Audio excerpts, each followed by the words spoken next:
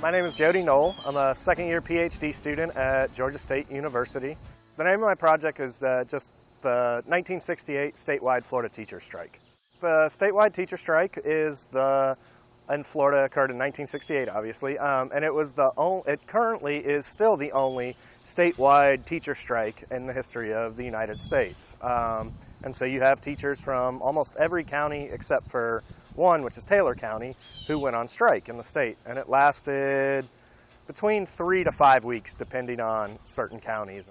Yeah, I got interested, it's kind of a roundabout way. I was a junior at University of South Florida, St. Petersburg, and I was in the honors program and had to come up with a honors thesis topic. And at the time I was taking a class with Gary Mormino, a history of food class.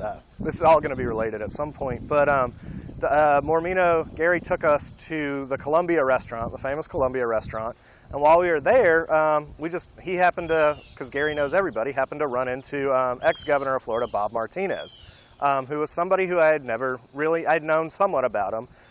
So when I went home, I just kind of looked him up, and I saw that he was a Republican governor in the 1980s. But the interesting thing I saw in it was that before he was governor, he was the head of the Hillsborough County Teachers Association in 1968. And so he was kind of this leader in the strike. And I'd kind of heard about the strike tangentially before, but never really knew much about it. So I went to Gary and said, what about writing about the Florida teacher strike for my honors thesis? And he said, oh, I think that's a great idea. I worked on that at USF, and then when I went to Auburn for my master's, I was working under Dr. Jennifer Brooks, labor historian, and we were kind of going through ideas of things for me to work on. I mentioned that I had done work on the Florida teacher strike, and she thought, well, I think that's a great topic. I had no intention on continuing it, but thanks to her advice, it's kind of expanded from there, and now I'm working on that for my dissertation as well at Georgia State University. Well, for my master's and my honors thesis, I really did more traditional forms of research, looking in archives and newspapers and everything like that. But when I decided I wanted to, further along my academic career and continue to work on this project, I thought that oral histories would be a really great way to kind of understanding what's going on with this.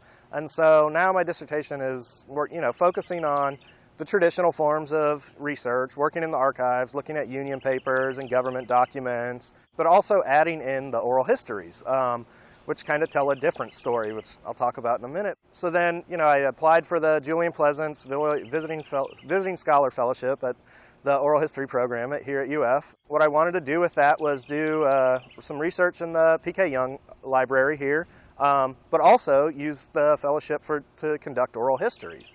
And what I found was the biggest obstacle of that was just finding people. So I sent out a flyer. I got to a couple of teachers' unions around the state. I got into contact with some of them, and then just through personal connections, people I knew who happened to know people who went on strike. And then the other kind of obstacle was that I originally was just going to look at teachers who went on strike.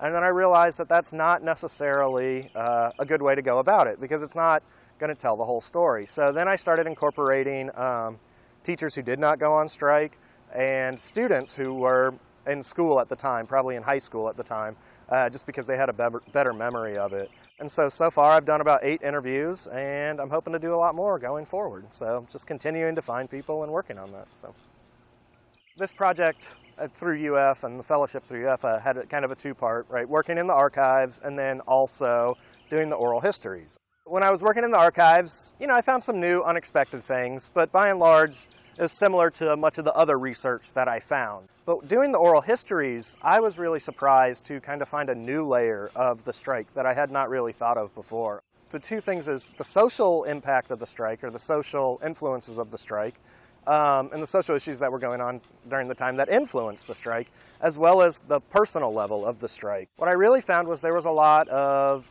gender issues going on.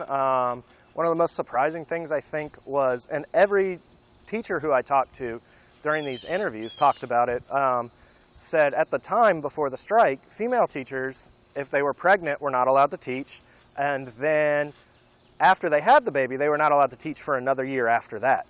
And so these women were basically out of work for 2 years. And the teachers who went on strike and the teachers who did not go on strike, all of them said the strike really got rid of that awful policy, and that was one of the biggest benefits that they found in the strike. Now, I'm still looking for evidence of that and the documents themselves, because I have not seen that, but I think there's obviously something there. Every single person I've talked to has talked to me about that completely unprompted. Have brought that up without me even asking about that at all. So I'm trying to, I don't know, not verify, but find the, documentary evidence of that as well to kind of look at that. But I think that was one of the most surprising things. I didn't even know that law was on the books.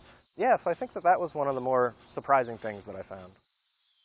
So one of the best stories I found, and it's not a happy story, but I think it also speaks to the importance of doing oral histories and how you can kind of understand much more of the personal effects that the strike had on people. And I was interviewing William Bottom, who was a principal in Volusia County at the time. And he was talking to me, and I just kind of said, how did you feel about the strike? And he had and he went on strike as a principal, which is another, interesting fact about the strike, is that teachers and administrators went on strike. So it was a very supportive group of people at the time.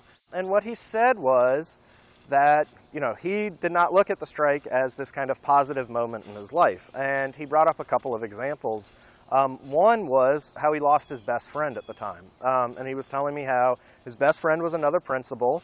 And the night before everybody was going to go on strike or walk out, send in their letters of resignations, he met up with his friend for a beer. And when they met up for a beer, his friend kind of convinced him, we need to go on strike. We need to go on strike to support the teachers. We need to go on strike to improve education and to improve our own positions as well. The next day, when it came to turn in the letters of resignation, he found out that his friend actually never did it.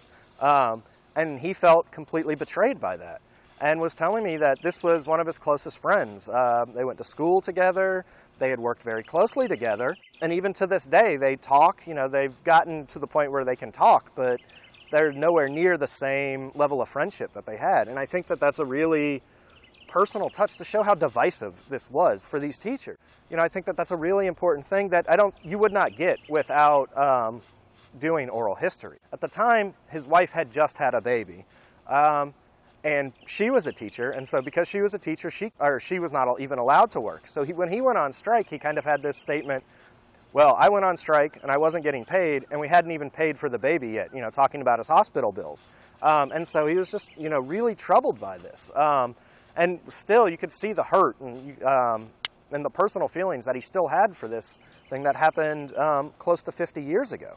And then he kind of ended, we were talking, and I don't think we had it on the interview, but as I left, I thanked him, and he said, I want to thank you too, but I haven't thought of this in 40 plus years. It was one of the worst moments of my life, and this was a guy who fought in the Korean War, and he said, I hoped I never have to think about it again. I appreciate talking about it with you, but I never want to think about this again. And I think that that's why oral history can be really important, is just this kind of personal level that you don't get through reading these documents. Yeah, the personalization of these events, and it really kind of puts a face on it and shows how divisive and how hard of a decision it was for many of these teachers to go on strike. Well, I'm working on the strike for my dissertation, and we'll see where that goes from there. And I still have a lot more research to do too. We got more archival research to go through, and I need to talk with more teachers. Where I think it could help others, or where I hope that it could help others, is just looking at it from different angles than I did. For my master's thesis, I kind of placed the strike in the broader context of the rise in neoliberalism and new conservatism throughout the country. So maybe people can look at, my work there to kind of fit the strike within that context, to understand these broader political movements. But, as we go forward, I'm hoping, hopefully somebody will read these transcriptions 20 years from now and come from it from completely different angles. I'm still, evolving my work, and my work is changing. The oral history certainly made me think I need to focus on the social issues as well. The strike was also an integrated strike at the time, which is really rare for the South, especially 1968, and especially because the Florida schools were still segregated. So these teachers, black and white teachers, were not working at the same schools together, but they were meeting at union meetings to talk about going on strike. These interviews will be at the Samuel Proctor Oral History program, and maybe somebody at some point could look through them and find a different angle. And I think that the research that I'm doing, at least for me, has illustrated the power of oral histories and how important they really are to historical scholarship. Because I think it's a really important event in Florida history, but in the history of the United States as well, that has been largely overshadowed behind the other events of 1968. There's a good reason for that. I'm not saying that this is, on the level of King's assassination and other events like that, but I do think that it's massively important to understanding the labor history in the United States, and public sector unionism especially. I think that it's been a wonderful opportunity for me, and it's helped my scholarship, but I hope that people will be able to listen to these interviews and understand the strike a little bit better, but also understand the importance of oral history.